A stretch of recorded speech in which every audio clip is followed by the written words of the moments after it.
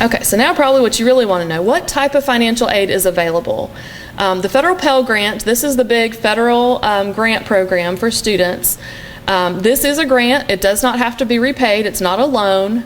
The Pell Grant is based on household income and household size. So that's where it's looking at mom and dad's income, students' income, spouse's income, how many in the household, how many people attending college. Those are the main factors to determine if you're going to be eligible for Pell. I mentioned the EFC earlier. That is the expected family contribution. So based on what that number is, it will determine how much Pell Grant you're eligible for, if any. And the EFC, you might think, well, it says that my EFC is $4,000, but we don't have $4,000 to pay this year for my education. It doesn't mean that that's what you have to pay. That's just in the formula with the Department of Education, how they determine how much financial aid you're eligible for. But based on the family situation, that's what they consider the expected family contribution. In order to get Pell Grant, well, for 2013-14, which is our current award year right now, the maximum that students can receive in Pell Grant is $5,645. And so we split that up into 3 semesters. Some institutions will divide it into 2 semesters for fall and spring, but so many of our programs are going year-round. If we only did it fall and spring, then those students wouldn't have money left for summer. And so since we're year-round, we split it into fall, spring, and summer. Okay, so the maximum would be $1,882 per semester. To get your full amount of Pell Grant, or to keep your full amount of Pell Grant, you have to stay enrolled the entire semester. If you withdraw completely, we have to recalculate your Pell Grant eligibility for that term. As I said, Pell Grant does not have to be repaid as long as you remain enrolled.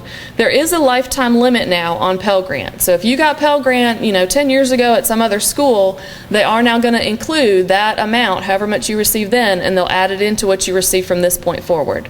Once you've received the equivalent of 6 years of full-time enrollment worth of Pell Grant, then you will have maxed out on your Pell Grant eligibility. And that's for at any school, not just at our institution. The SWG grant is the Supplemental Educational Opportunity Grant. This is another federal grant. This is for students who are eligible for Pell and who have the highest unmet need. So where their Pell isn't covering all of their financial aid and they still have more financial need based on their FAFSA, they may be eligible for the SWG grant. Students have to be enrolled at least half-time to get the SWG grant, and it pays $200 per semester. And we do have limited funds for this, so not all students who are eligible are able to receive it, because once we've awarded the money, then there's no more funds for that year for the SWG grant. The Federal Work Study is another federal program. This provides part-time jobs on campus to students. So if you or your student is going to need a part-time job, but you're worried about class schedules and family responsibilities and how am I going to fit in work, Work Study students are able to work up to 20 hours a week in different offices around campus. So they may work in the library or in financial aid or in the admissions or other student affairs areas.